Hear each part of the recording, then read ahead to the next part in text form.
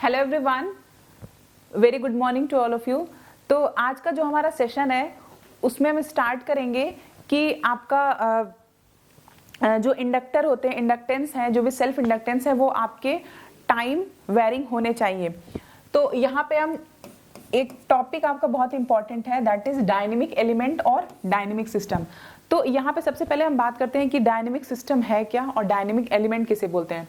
तो कोई भी ऐसा एलिमेंट जिसमें ऐसा एलिमेंट किसी भी सिस्टम, कोई भी आपका सिस्टम है, उस सिस्टम में आपके कोई भी ऐसे एलिमेंट जो आपके डिपेंड नहीं करते हैं केवल प्रेजेंट वैल्यू पर, वो आपके पास्ट वैल्यू पे भी डिपेंड करते हैं, उसको हम बोलते हैं डायनेमिक एलिमेंट। मतलब क्या हुआ कि आप किसी सिस्टम पे आप काम कर रहे हो, ठीक है, तो आप जैसे कंप्यूटर में क्या होता है कि आप जितने टाइम लिख रहे होते हो उतने टाइम आपका डेटा वगैरह उस पर स्टोर रहता है, उस टाइम भी आपका दिखता है। लेकिन क्या होता है कि आप जब स्टोरेज की अगर आप बात करते हैं तो आप क्या करते हैं, तब फाइल की आप बात करते हैं। मतलब कि क्या हुआ, आप प्रेजेंटली आप कंप्यूटर पे जब भी काम कर रहे हो तो उस टाइम भी आपका डेटा है, मतलब प्रेजेंटली भी आप उस पर काम करो। लेकिन अगर आपको दूसरी फाइल अगर खोलनी है तो वो क्या होगा, वो वैल्यू जो आपकी स्टोर होगी वो आपकी पास्ट वैल्यू ही स्टोर होगी।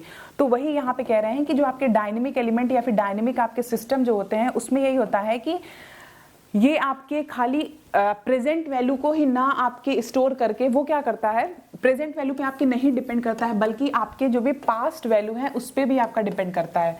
तो जैसे आपके दो एलिमेंट्स में आपके कौन कौन से हो जाएंगे, आपके इंडक्टर हो जाएंगे और आपके कैपेसिटर। आपका इंडक्टर हो जाएगा और आपका कैपेसिटर हो जाएगा, जो कि आपके डायनेमिक एलिमेंट के बारे में बताते हैं। तो अभी हम छोटा सा एग्जाम्पल यहाँ पे देखेंगे कि जैसे मैंने अभी पिछली वीडियो में मैंने आप लोगों को बताया था कि जो वोल्टेज अक्रॉस इंडक्टर होता है वो आपका क्या होता है, that is VT is equals to LdI/dt। जहां पे मैंने आप लोगों को ये बताया था जो L आपका है वो आपका इनवेरिएंट है। इनवेरिएंट का मतलब क्या हुआ कि L आपका कांस्टेंट है, ये आपके टाइम पे डिपेंड नहीं करेगा, आपका टाइम पे कोई डिपेंडेंसी इसकी नहीं होगी, इसलिए ये इनवेरिएंट है। दूसरी अगर बच्चों अगर हम बात करें कि L को हमने अगर टाइम वेरिएंट ले लिया है, मतलब एज्यूम हमने यहाँ पे किया हुआ है एक एजम्पशन कि L अगर आपका टाइम वेरिएंट होगा, मतलब कि L आपके अगर टाइम के साथ साथ आपके चेंज होगा तो हमारी चीजें क्या होंगी। तो देखिए यहाँ पे VT टाइम के रिस्पेक्ट में हम ले रहे हैं और हमारा यहाँ पे जो इंडक्टर है, इंडक्टेंस है, सेल्फ इंडक्टेंस, उसको भी हमने टाइम के रिस्पेक्ट में लिया है, इसलिए LT लिया है। और IT आपको पता ही है कि करंट के रिस्पेक्ट में चेंज हो रहा है तो हमारा IT होगा।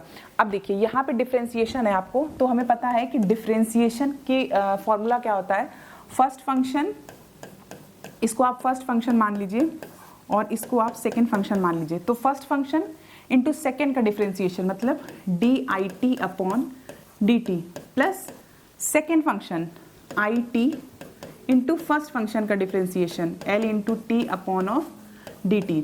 तो ये आपका हो जाएगा, आपका जो दोनों आपके डिफरेंशिएशन है वो आपके हो जाएंगे डिफरेंशिएशन। तो यहाँ पे जो वोल्टेज की वैल्यू आपकी कितनी आ जाएगी, VT इज इक्वल्स टू आपका हो जाएगा LT/DIT/dt प्लस IT/LT/dt। मतलब यहाँ पे बच्चों आप देख पा रहे हो बहुत अच्छे से कि आपका यहाँ पे जो करंट है, करंट आपका टाइम वेरिंग आपका करंट है, उसके साथ साथ ही आपके जो इंडक्टेंस है, इंडक्टेंस की जो वैल्यू है वो भी आपकी टाइम वेरिंग है। तो यहाँ पे हम बात करेंगे कि आपका जो भी आपके करंट की वैल्यू, मैंने अभी पिछली बार वीडियो में बताया था कि करंट की वैल्यू आपकी क्या होगी इसके अकॉर्डिंग,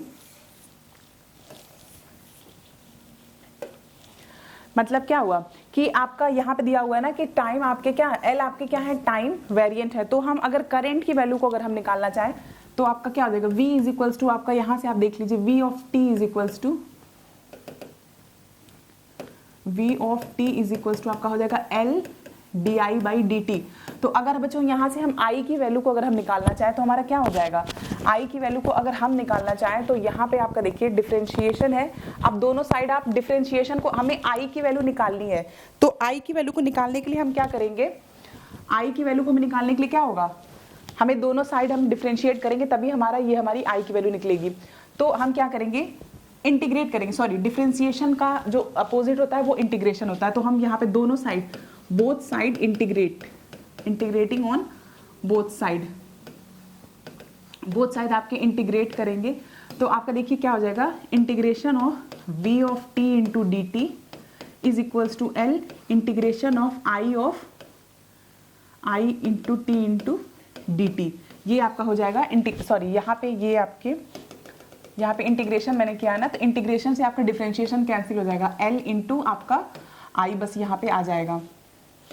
तो आई की वैल्यू को अगर आप यहाँ से निकालना चाहें तो क्या हो जाएगा, आई इज इक्वल्स टू हो जाएगा आपका 1/L integration of v of t into D T.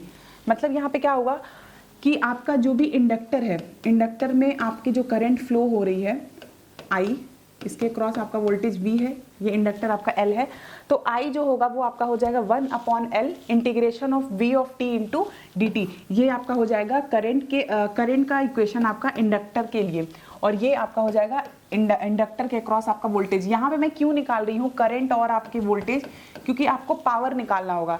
तो पावर का फॉर्मूला ही आपका होता है P is equals to V T into I T, मतलब P is equals to V into I होता है, लेकिन हम देख रहे हैं कि यहाँ पे हमारा वोल्टेज और टाइम करंट जो है वो हमारा दोनों हमारा टाइम वेरिंग है, तो इसलिए P is equals to V T into I of T. ये आपका हो जाएगा पावर की वैल्यू। तो यहाँ पे हम करंट की वैल्यू की बात कर रहे थे बच्चों, तो करंट आपका क्या हो जाएगा, यहाँ पे करंट आपका हो जाएगा I इज इक्वल्स टू आपका 1/L integration of V of t into D T. अब देखिए यहाँ पे इंटीग्रेशन का साइन है, तो अभी हम लोग सोच रहे होंगे कि लिमिट क्या होनी चाहिए इसकी, कहाँ से कहाँ तक ये इंटीग्रेट होगा। तो आपकी देखिए वैल्यू आपकी क्या हो जाएगी, आपको पता है कि माइनस इनफाइनाइट से प्लस इनफाइनाइट तक आपके रेंजेस होते हैं। तो यहाँ पे अगर हम बच्चों बात करें कि आपका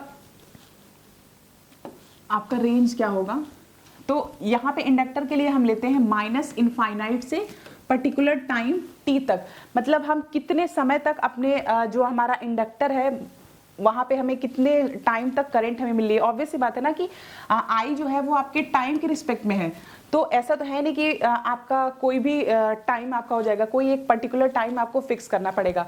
तो इसीलिए यहाँ पे हमने इंटीग्रेट कहाँ से किया है, माइनस इनफाइनाइट से प्लस टी तक। और चूंकि मैं ये भी आपको बता रही थी कि जो इंडक्टर होता है वो आपके नहीं आपके प्रेजेंट वैल्यू को, ऑल्दो आपके पास्ट वैल्यू को भी स्टोर करता है, इसलिए हमने यहाँ पे यूनिट लिया है माइनस इनफाइनाइट से एक पर्टिकुलर टाइम टी तक। तो यहाँ पे देखिए आपका क्या हो जाएगा,